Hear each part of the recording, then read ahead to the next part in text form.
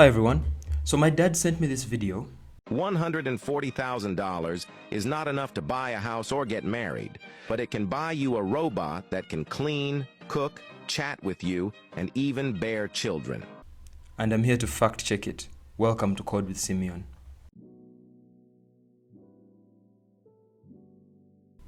Okay, so I'm going to play the video, but at every moment where I smell BS, I'm going to pause it and I comment over it. So let's go.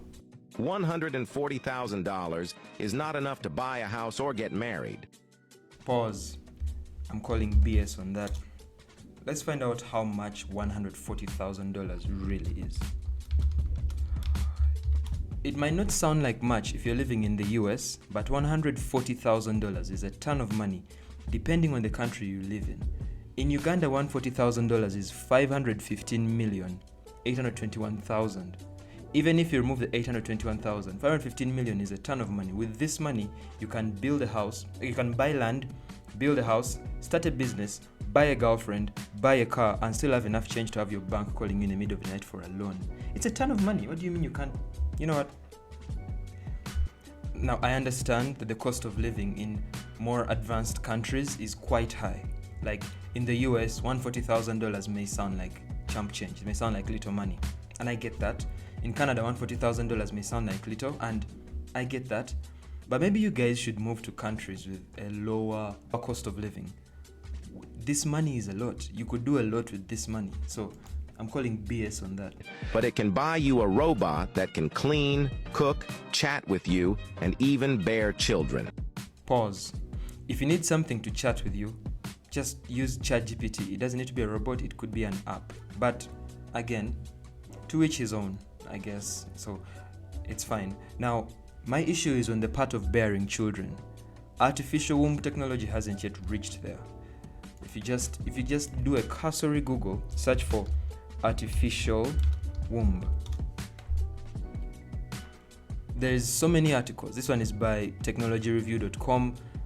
Artificial wombs are still being worked on, but they're not yet there. You can't just get a thing and pop chemicals in there and make a child. They haven't even been approved for human trials yet. But it's a work in progress, and I believe at some point in the future we'll get there, but right now, no. That's a lie. This is the robot called CatGirl, developed by Musk. BS. That's lie number 3. Elon Musk's company is called Tesla, and they have a robotics division, and their robots are called Optimus. Recently, they did an event and where they showed, they had all these Tesla bots moving around in the crowd and interacting with people. But like anyone with bare minimum understanding of AI and how robotics is right now would know that these robots were being teleoperated, at least to some degree, to some extent, especially the conversational aspect. You could tell there is someone on the mic on the other end. Hey, Optimus, what's up? How's it going, man? Enjoying the party? What do you think of the new Cybercab? Cybercab looks amazing. I know. I'm trying to get a ride. Dude, me too. Here we go. They can step right up anytime. What's your drink of choice? My drink of choice? Some would call me a little biased. But we know which one it is. All right. Yeah, we do. You know, I'm gonna change it up. I'll do the car one, please. I got you. I mean, okay, technically, such real-time voice conversation is possible. You could use the real-time API by OpenAI. There's so many open source projects out there right now that do that voice chat real-time thing. But like, that is clearly, there's someone clearly on the mic there. Either that or the Optimus people have unlocked some new voice tech that they haven't released to the world. But like, my bet is that there is someone on the other end. But then again, in their defense, having a fully autonomous robot in charge of its own conversations and its own physical interactions in a crowd of such a huge crowd full of so many tech skeptics and nerds that want to poke and prod around with zero human hands on the reins, that would be a bad idea. So I understand why they would need, or they would have like a team of people controlling the robots. That's fine, I guess. I have no qualm with that. This is my personal claim. It's not backed up by fact. I don't work at Tesla. This is just based on the videos that I saw from that event. But yeah, Musk doesn't have any robots called CatGirl, so that's BS. You know, actually, while we're in the topic, quick nerd side note here, it would be so cool to attend one of these events. Like, I'm picturing it, I'm at a place, there's robots here, cool tech being shown this side, robo-taxis, autonomous trucks. Actually, a couple of weeks ago, there was an event called CES. It's like a Consumer Electronics Summit, Slopefest. I'm not sure how what the S is. But like at this event, every tech company that's doing something sensible went off there to show off their latest stuff. Samsung showed off some foldable TVs. There was an AI smart TV that summarizes stuff that you missed watching, and then it shows you. There's a very cool video by Fireship about this. I'll link it in the description. But like, oh my god, what I wouldn't give to attend one of those. It's man. Anyway, I'm over nerding out. Let's proceed. The robots that Musk has are called Optimus. They are white and black. They are very outstanding. They look kind of like the ones from Unitree, but yeah, this is what they look. Plain black face, white body. Naturally, the colors could change later on, you know, customization, but you can tell. And they have the Tesla logo at the front. So I don't even know what this person is saying. What is CatGirl? The robot is 100 Now, you see that? That's the Optimus robot, that white one there. And this video is from that event that I mentioned. 73 centimeters tall, weighs 123 pounds. This clip is from a Chinese factory. I'm not sure which one, but they are trying to mass produce such humanoid robots as well. Also, the voice in this video is AI generated, just so you know. And has a lifelike texture on its face and hands. Its appearance and voice can be customized to your liking. This clip of this robotic lady is AI generated. How you can tell that a video is AI generated is there is subtle details. For example, in this one, the hair, it looks plasticky. The skin just looks a bit too glossy.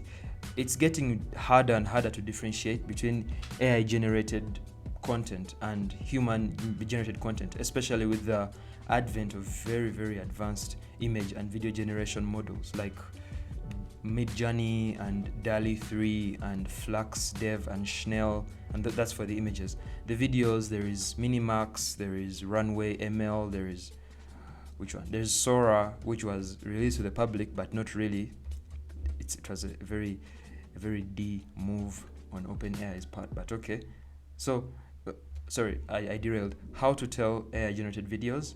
They usually have this annoying voice behind them, and the clips are hazy. There's no better of describing, it's just hazy.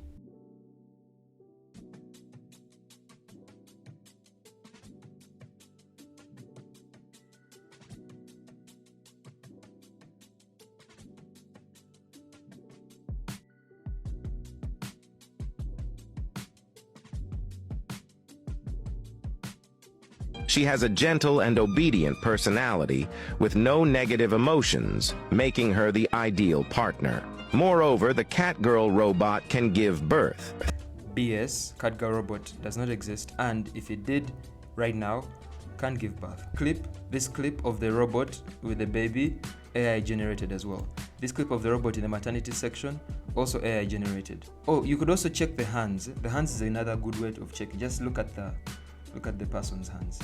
It has an artificial uterus inside, which fully simulates the growth environment of amniotic fluid in a mother. Technically, if artificial womb technology reaches where it should, it would emulate amniotic fluid and like just make the conditions necessary for making a baby. That's actually true, but it's not yet there.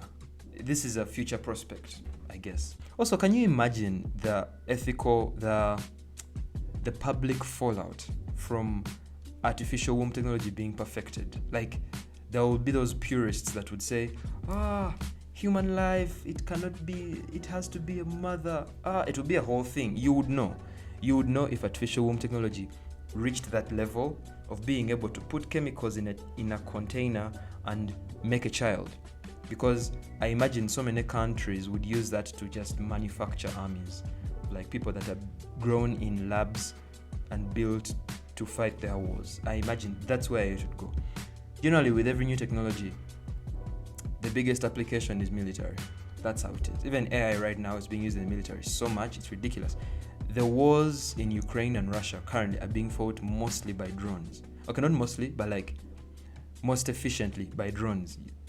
Actually, I've seen the clips on X of Ukrainian soldiers and like Russian soldiers just hiding from that's the drone sound that it's like a robotic mosquito. So yeah, if artificial home tech reached where it could be, you would know. Growth environment of amniotic fluid in a mother. This system is capable of cultivating embryos and can also monitor the baby's weight, blood pressure, heartbeat, body temperature, and respiratory rate in real time. Technically, if artificial home technology reached where it could be, it would have to monitor all these things. So at least this AI fact-checked this, like, okay, not fact-checked, but like, did a bit of research. Or it's basic common sense at this point. But yeah, not real. Also, Even more impressively, it can genetically modify embryos that are not implanted in the uterus and choose the baby's physical characteristics using over 300 genes, including intelligence levels, and ensure that your baby is free from hereditary diseases.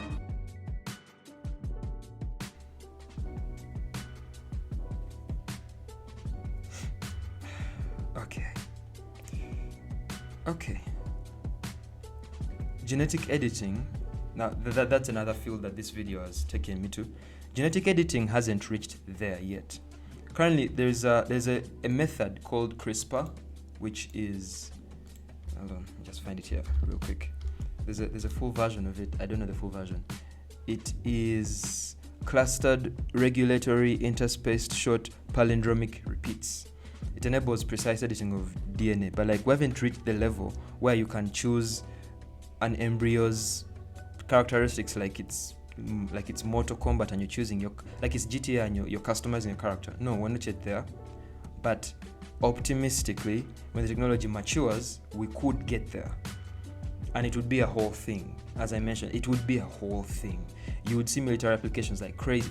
You would go onto a battlefield and like see giants basically, or super soldiers. That's where CRISPR would go if it matured to the level of choosing embryo characters like it's a video game. But we're not there yet. Currently, it's being used for advancing research on like curing hereditary diseases, such stuff, healing the world basically. But once it gets perfected, it would definitely go in that direction. But yeah, this is also a lie. Just clarifying, that's a lie. It is said that this robot will be ready for mass production by 2026. BS. 2026 is too close. It's too near for such technology. And admittedly, technological development right now is growing. It's just exponential, and I get that. But for genetic editing and artificial womb technology and robotics, to be able to merge all those technologies, 2026, nah, not yet. I would give it like 2030, 2035, in that range. 2030, 2035, by then, that's where these technologies will have caught up. 2026, by that year, I expect robotics will have reached like, to be there. Robotics and AI will be merging. This year and next year is going to be for robotics and AI to merge properly. So robot assistants, robots in factories, agentic systems, that's what we're going to see this year. But CatGirl? So if the CatGirl robot really enters households, what will our lives be like? Yeah, so that's all the fact checking I'm doing for this video. I don't want to talk anymore about it because I realize I will just go on a tangent and I'll overtalk. So that's it for now. I hope you enjoyed the video. If you did, like, share and subscribe, and I'll see you next time. Bye.